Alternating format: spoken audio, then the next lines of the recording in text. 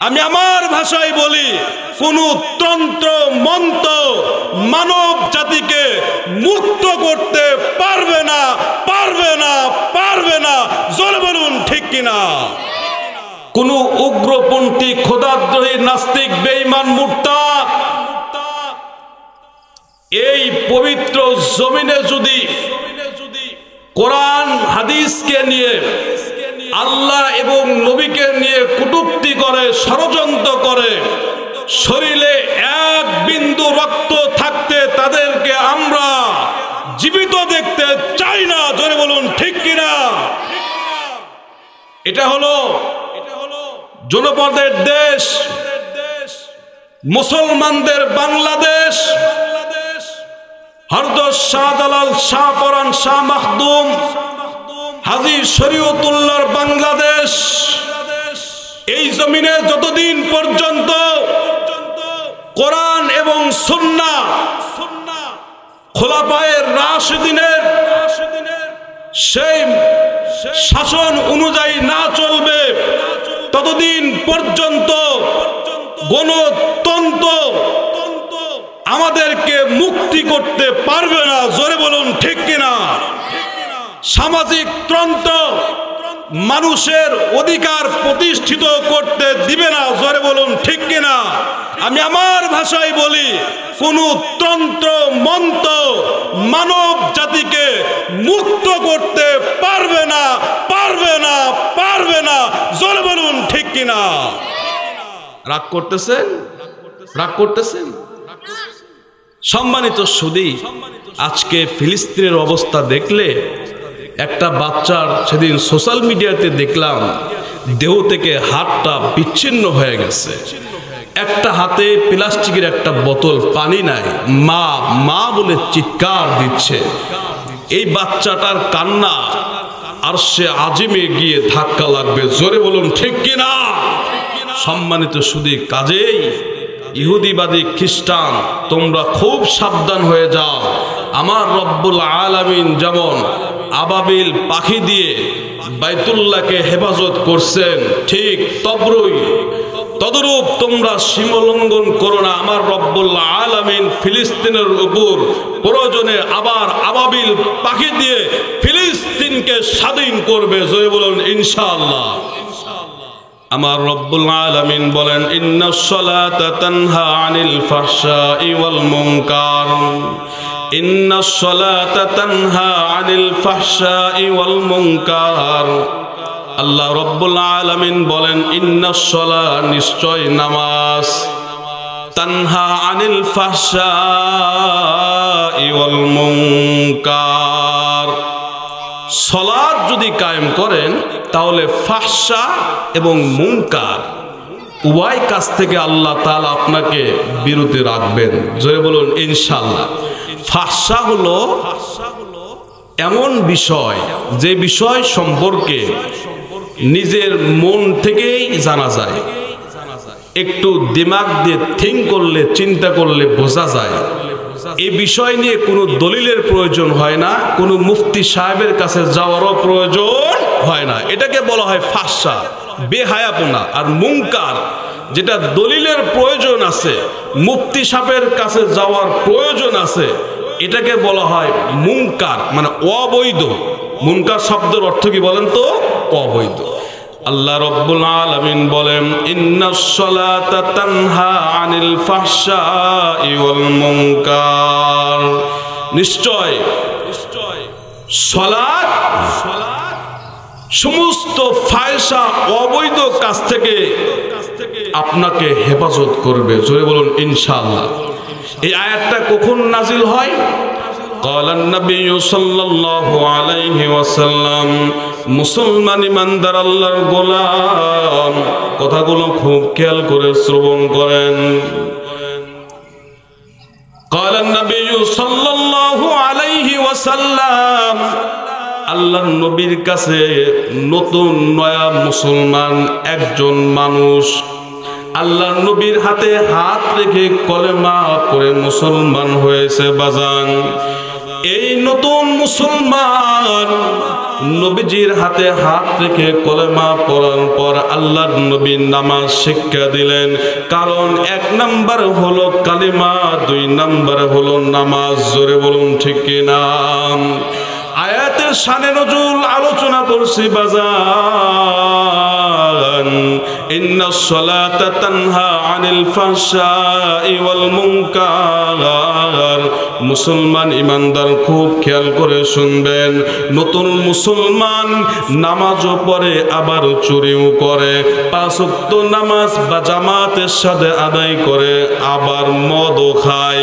সাহাবায়ে কেরাম জিজ্ঞাসা করলেন, ইয়া রাসূলুল্লাহ, এই যে একজন নও মুসলিম, সে নামাজও পড়ে আবার চুরিও করে, নামাজও পড়ে আবার বিড়িও খায়, নামাজও পড়ে আবার জিনাও করে, বলুন নাউজুবিল্লাহ। ক্বালান নবী সাল্লাল্লাহু আলাইহি ওয়াসাল্লাম, পয়গম্বর আলাইহিস সালাম বলেন, হে সাহাবীরা, তাকে ইসবির সবর ধরতে দাও, তাকে ধৈর্য ধারণ করতে দাও। তার নামাজে এক সময় মদ খাওয়া থেকে, জিনা ব্যভিচার থেকে তাকে হেফাজত করবে। জোরে বলুন সুবহানাল্লাহ।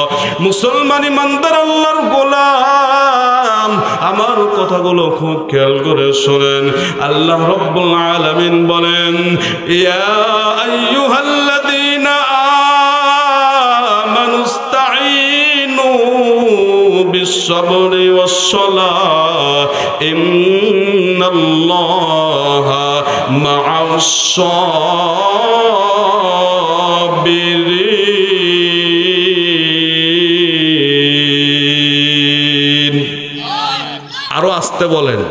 যতগুলা লোক এখান থেকে যদি আওয়াজ দিই, আমার মনে হয় এই আওয়াজ শিবগঞ্জ পার হয়ে যাবে। জোরে বলুন ঠিক কিনা?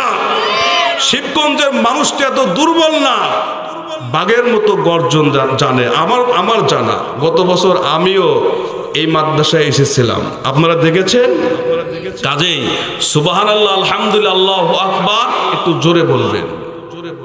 আল্লাহ তাআলা বলেন, ইন্না ইয়া আইয়ুহাল্লাযীনা আমানুস্তাঈনু, হে ঈমানদারগণ, আল্লাহর কাছে প্রার্থনা করো, বিস-সাবরি ওয়াস-সালাহ, নামাজ এবং ধৈর্যের মাধ্যমে। ইন্নাল্লাহা মা'আস-সাবিরিন, বলেন আল্লাহু আকবার। ধৈর্যশীলদের সাথে কে আছেন? আল্লাহ তাআলা আছেন। কে আছেন বলেন তো? আল্লাহ তাআলা আছেন। ইন্নাল্লাযীনা আমানু ওয়া আমিলুস সালিহাত ওয়া আকামুস সালাতা ওয়া আতামুজ যাকাত লাহুম আজরুহুম ইনদা রাব্বিহিম ওয়া লা খাউফুন আলাইহিম ওয়া লা হুম ইয়াহজানুন। আল্লাহ তাআলা বলেন, ইন্নাল্লাযীনা আমানু ওয়া আমিলুস সালিহাত, যারা ঈমানদার এবং নেক কাজ করবে, ওয়া আকামুস সালাত, নামাজ কায়েম করবে, ওয়া আতাবুজ যাকাত, এবং যাকাত প্রদান করবে, লাহুম আজরুহুম ইনদা রাব্বিহিম, তাদের জন্য আল্লাহর নিকট অশেষ পুরস্কার আছে। বলেন না আল্লাহু আকবার। ওয়ালা খাউফুন আলাইহিম ওয়ালা হুম ইয়াহজানুন। আল্লাহু আকবার। যারা নামাজি, যারা 5 ওয়াক্ত নামাজ পড়বে, তাদের কোনো চিন্তা আছে? তাদের কোনো ভয় আছে? কোনো চিন্তাও নাই, ভয়ও নাই। বর্তমান সময়ে আমরা দেখি এই পেটের কারণে একজন মানুষ আর একজন মানুষকে হত্যা করি। জোরে বলুন ঠিক কিনা? এই পেটের কারণে একজনের জমি আর একজন অবৈধভাবে দখল করে। জোরে বলুন ঠিক কিনা? এই পেটের কারণে চাঁদাবাজ, সন্ত্রাস এগুলো বেড়েই চলছে। জোরে বলুন ঠিক কিনা? قال النبي صلى الله عليه وسلم আল্লাহর নবী বলেন যে ব্যক্তি 5 ওয়াক্ত নামাজ বা জামাতের সাথে আদায় করবে, যে ব্যক্তি 5 ওয়াক্ত নামাজের ইহতিমাম করবে, আমার রব্বুল আলামিন ওই ব্যক্তিকে 5টি পুরস্কারে পুরস্কৃত করবেন। 1 নাম্বার পুরস্কার হইল বাজান, চিরতরে আল্লাহ রব্বুল আলামিন তাকে দারিদ্র মুক্ত জীবন দান করবেন। বলুন আল্লাহু আকবার। এই ব্যক্তিকে কখনো দারিদ্র গ্রাস করতে পারবে না, কখনো অভাব যুক্ত থাকবে না। নামাজিওয়ালা ব্যক্তি সব সময় অভাব মুক্ত থাকবে। 2 নাম্বার, কবরের যে আযাব, এই কবরের আযাব থেকে আল্লাহ তাআলা তাকে হেফাজত করবেন। বলেন সুবহানাল্লাহ। 3 নম্বরে, ডান হাতে নামাজি ব্যক্তিকে আমল নামা দেওয়া হবে। বলেন না আল্লাহু আকবার।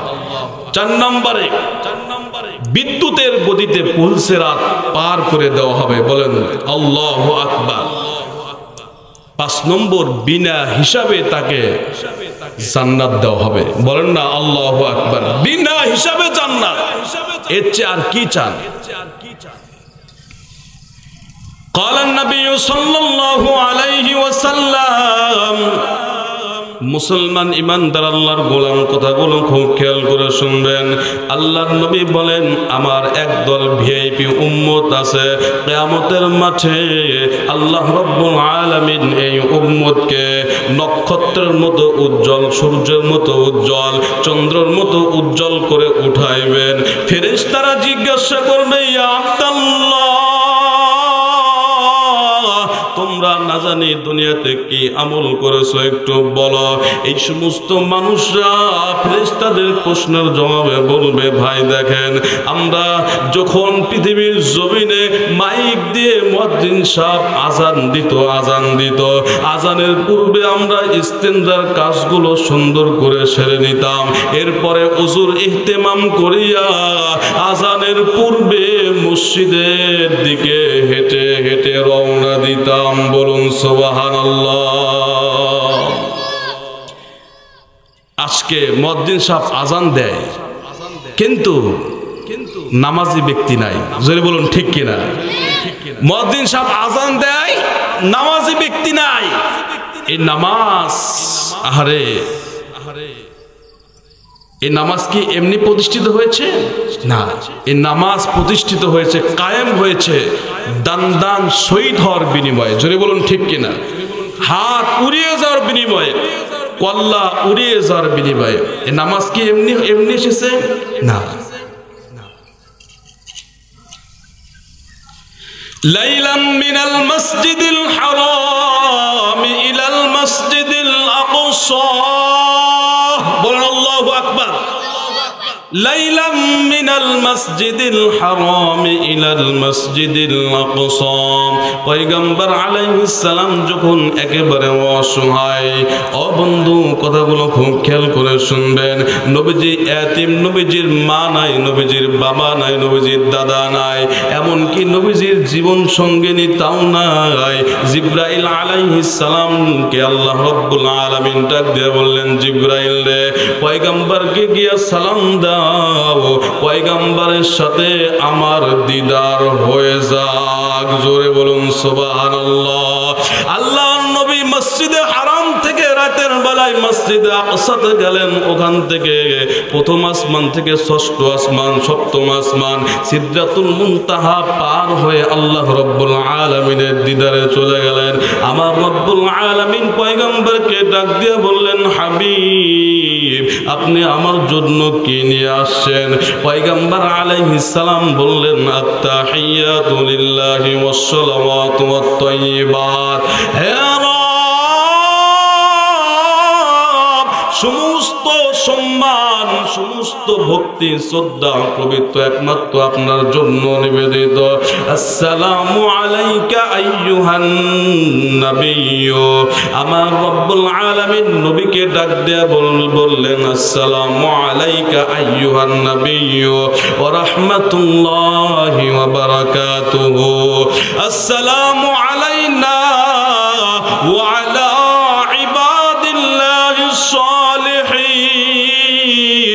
পরিষদের নবী আল্লাহ এবং ফেরেশতারা জবাবে বললেন আশহাদু আল্লা ইলাহা ইল্লাল্লাহ ওয়া আশহাদু আন্না মুহাম্মাদান আবদুহু ওয়া রাসূলুহু। চিৎকার দিয়ে বলুন আল্লাহু আকবার।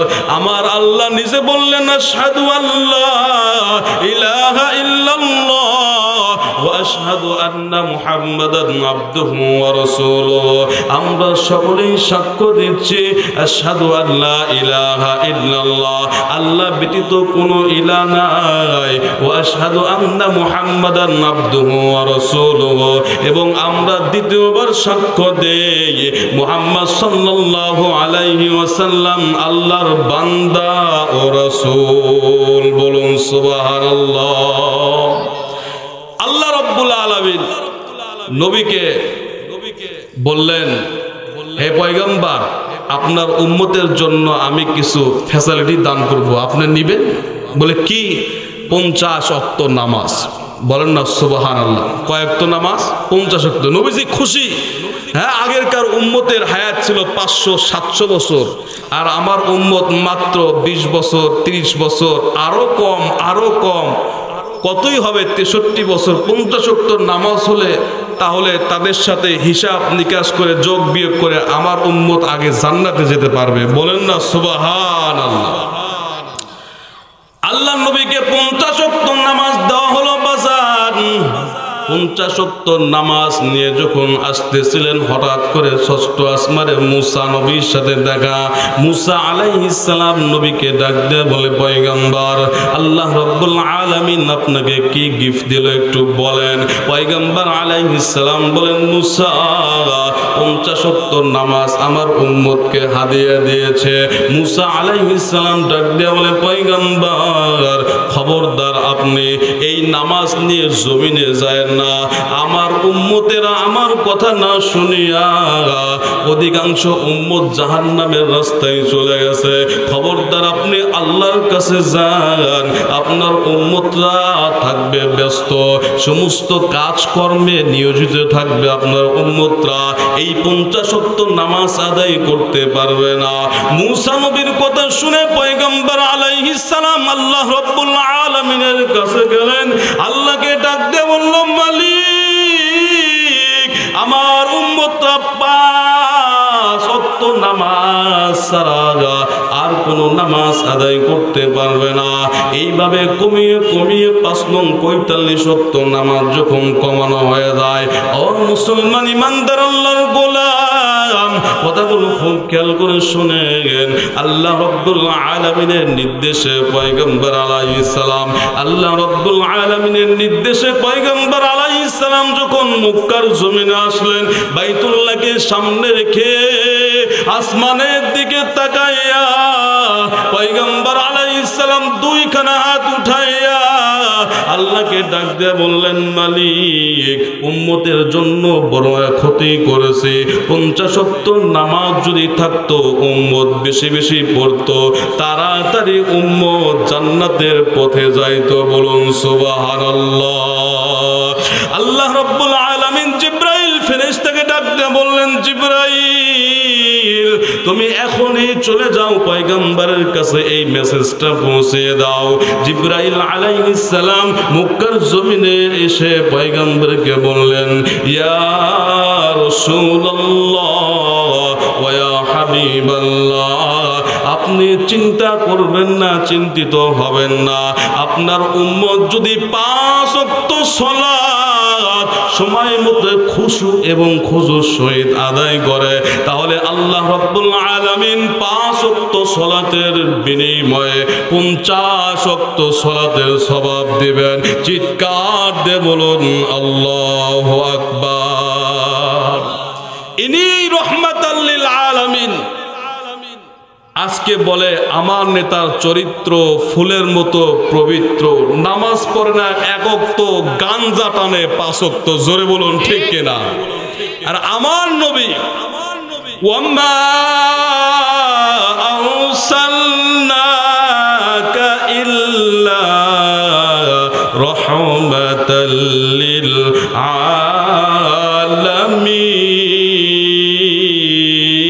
আলামিন ওয়া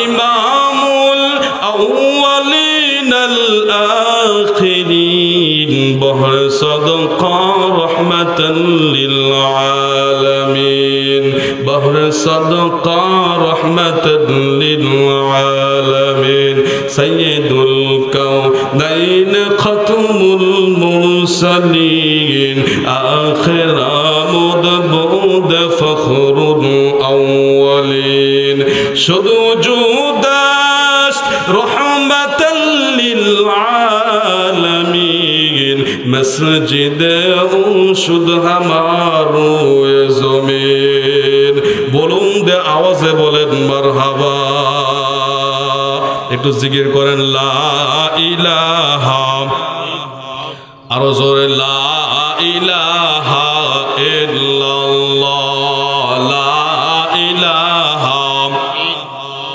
আরে বহু দূরে মদিনায় আমরা কেমনে যাব জানি না আমার সাথে বলেন বহু দূরে মদিনায় আমরা কেমনে যাব জানি না দয়ার আল্লাহ দয়া করেন দয়ার আল্লাহ দয়া করেন মোদের দিলে বাসনা লা ইলাহা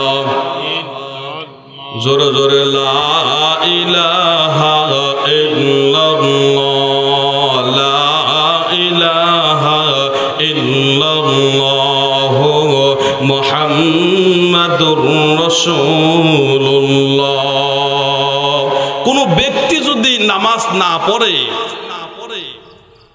জাহান্নামের যাওয়ার মূল কারণ হলো নামাজ না পড়া জান্নাতীরা জাহান্নামকে জিজ্ঞাসা করবেন ভাই তোমরা ওই জায়গায় কেন নাপাক জায়গায় কেন তারা জিজ্ঞাসা করবে তারা বলবে ক্বালু লাম নাকু মিনাল মুসাল্লি ওয়া লাম নাকু নুতঈমুল মিসকিন নামাজ পড়তাম না তোমাদের কাছে নবী রাসূল উলামায়ে কেরাম যা বলে নাই বলছে কিন্তু পড়তাম না এবং মিসকিনকে খাদ্য দিতাম না এই দুইটা কারণে জাহান্নাম আর নামাজি ব্যক্তি বেনামাজি ব্যক্তির শাস্তি কেমন যখন কবরে রাখা হবে ক্বালান নবী সাল্লাল্লাহু আলাইহি ওয়াসাল্লাম বলেন বেনামাজি ব্যক্তিকে যখন কবরস্থ করা হবে বাজান কবরটা সঙ্গে সঙ্গে সংকীর্ণ হয়ে যাবে দুই পাশের মাটি এত জোরে চাপ দিবে বাজান একটা হাড় আরেকটা হাড়ের মধ্যে ঢুকে যাবে বলুন নাউজুবিল্লাহ মুসলমান ইমানদার আল্লাহর গোলাম কথাগুলো খুব খেয়াল করে শুনবেন দুই নম্বরে কবরে আযাব জাহান্নামের উত্তপ্ত আগুন প্রজ্বলিত করা হবে তিন নম্বরে কবরে আযাব অজগর সাপের মতো বড় একটা সাপ তাকে দংশন করতে থাকবে বাজার এই সাপের চোখগুলো হবে আগুনের চোখ আর নখগুলো হবে লোহার নখ এই সাপের দৈর্ঘ্য কত বড় বাজান এই নখের দিকে যদি তাকানো হয় আল্লাহর নবী বলেন যে একজন মানুষ সারাদিন হাঁটতে হাঁটতে যত দূর পর্যন্ত যাবে একটা নখের এরিয়া সারাদিন হাঁটতে হাঁটতে শেষ করতে পারবে না বলুন নাউজুবিল্লাহ এই তো হলো অবস্থা এজন্য আজ থেকে পাক্কা নিয়ত করেন যে 5 ওয়াক্ত নামাজ বা জামাতের সাথে পড়ব বলেন ইনশাআল্লাহ এই পবিত্র মঞ্চ থেকে দুই হাত তুলে আল্লাহকে দেখান যে আল্লাহ আজ থেকে 5 ওয়াক্ত নামাজ আর ছাড়বো না হাত তোলেন না কেন বলেন ইনশাআল্লাহ 5 ওয়াক্ত নামাজ বা জামাতের সাথে পড়ব বলেন ইনশাআল্লাহ কারণ মরতে তো হবে সকলকে মরতে হবে নবী রাসূল পর্যন্ত চলে গেছেন আর আমাকে আপনাকে কি আল্লাহ তাআলা কিয়ামত পর্যন্ত হায়াত দিবেন না প্রত্যেক প্রাণীকেই মরতে হবে এজন্য 5 ওয়াক্ত নামাজ বা জামাতের সাথে পড়তে হবে মা ও বোনদের জন্য আমি ছোট্ট একটা হাদিসের অনুবাদ করে আমি আলোচনার ইতি টানব ও মা আমার কথাগুলো খুব খেয়াল করে শোনেন মা, আপনার মতো মা ছিল বড় পীর আব্দুল কাদের জিলানী রহমাতুল্লাহি আলাইহির মা, আপনার মতো মা ছিল নবীজির মা হযরতে আম্মা জান খাদিজাতুল কুবরা রাদিয়াল্লাহু তাআলা আনহা। হাদিসের মধ্যে আল্লাহর নবীজি বলেন যে বুখারী শরীফের হাদিস, বানোয়াট কোনো কাহিনী না। খাদিজাতুল কুবরা রাদিয়াল্লাহু তাআলা আনহা তিনি একদিন ঘরের মধ্যে গিয়ে হঠাৎ করে কান্না শুরু করলেন। শুধু চোখ দিয়ে, দুই চোখের কোণ দিয়ে টপ টপ করে পানি পড়তেছে। একদিন কান্দে, 2 দিন কান্দে, 3 দিন কান্দে। খাদিজা রাদিয়াল্লাহু তাআলা আনহার মেয়ে ফাতেমা রাদিয়াল্লাহু তাআলা আনহা তার মাকে ডাক দিয়ে বলেন, মা তোমার চোখে কেন পানি? মা খাদিজা রাদিয়াল্লাহু তাআলা আনহা বলেন যে মা দেখো আমার চোখে কেন পানি, এই পানির কারণ তোমাকে আমি বলতে পারবো না। আমার চোখে কেন পানি মা? কেবল এই চোখের পানি কেন? রহমাতাল লিল আলামিন সারা এই পৃথিবীর জমিনে বোঝার মতো কেউ নাই মা। তোমার বাবা কোথায়? তোমার বাবাকে খবর দাও, তোমার বাবার কাছে আমি এর কারণ বর্ণনা করব মা।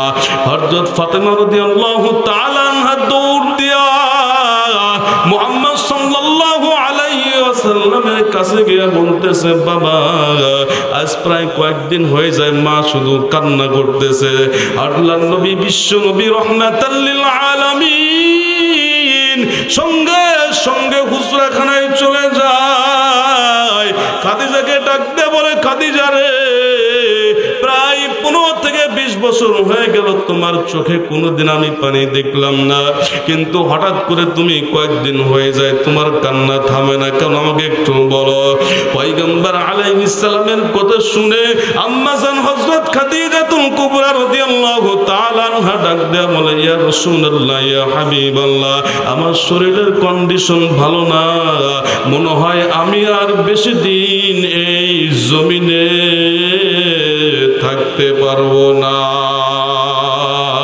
পয়গম্বর বললেন, খাদিজা রে তুমি আমার কাছে কি চাও? খাদিজা রাদিয়াল্লাহু তাআলা আনহা ডাক দিয়ে বললেন, নবী গো আপনার কাছে আমি কোনোদিন কিচ্ছু চাই না, তবে আজকে আপনার কাছে আমি 3টি আবদার করব, আমাকে দিতে পারবেন নি? আল্লাহর নবী ডাক দিয়ে বললেন, খাদিজা রে 3টা কেন, তুমি যদি 1000টাও চাও তোমার দাবি আমি মঞ্জুর করে নিব। বলুন সুবহানাল্লাহ।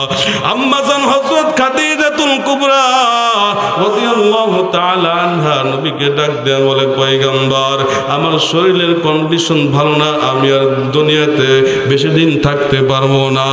আমি যখন মারা যাব ওই মসজিদে নববী যে জুব্বা পরে আপনি 5 ওয়াক্ত নামাজের ইমামতি করছেন, ওই জুব্বাখানা আমার শরীরে পেঁচাইয়া মুড়াইয়া আমাকে কবরস্থ করে রাখবেন।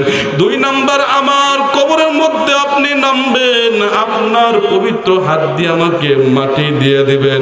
3 নাম্বার, মাটি দেওয়ার পর যখন সমস্ত সাহাবী সমস্ত মানুষ চলে যাবে, আপনি কবর থেকে যাবেন না, কবরের উপর দাঁড়িয়ে আমাকে যখন মুনকার নাকির প্রশ্ন করবে, এই প্রশ্ন যদি আমি দিতে আটকে যাই আপনি একটু আমাকে হেল্প করবেন, সহযোগিতা করবেন। আল্লাহর নবী বললেন, খাদিজা রে তোমার কথাগুলো আমি মেনে নিলাম, প্রমিস দিলাম। খাদিজা রাদিয়াল্লাহু তাআলা আনহার ইন্তেকালের পর, ও মা আমার কথাগুলো খুব খেয়াল করে শোনো মা, তোমার জীবন কেন পাল্টে না? আর কতদিন তুমি ভারতের চ্যানেলগুলো দেখে দেখে তোমার কলবটা নষ্ট করবা মা?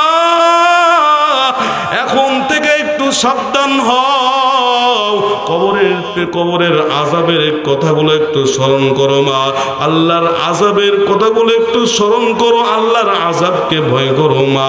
খাদিজাতুল কুবরা রাদিয়াল্লাহু তাআলা আনহা ইন্তেকালের পর আল্লাহর নবীজির জুব্বাখানা দিয়ে দিলেন, কবরস্থ করলেন, কিন্তু কবরস্থ করার পর আল্লাহর নবীজি কবর থেকে গেলেন না। সমস্ত সাহাবী কবরকে ছেড়ে দিয়ে চলে যায়। সিদ্দিক আকবর রাইসুল মুফাসসিরিন হযরত আবু বকর রাদিয়াল্লাহু তাআলা আনহু ডাক দিয়ে বলে, পয়গম্বর মানুষকে কবরস্থ করার পর কবরে থাকার নিয়ম নাই, এখন তো মুনকার নাকির আসার সময় চলেন। আল্লাহর নবী ডাক দিয়ে বললেন, আবু বকর রে, তুমি আমার কথা বুঝবা না, চলে যাও, আমার এখানে পার্সোনাল কিছু কাজ আছে। চিৎকার দিয়ে বলুন সুবহানাল্লাহ।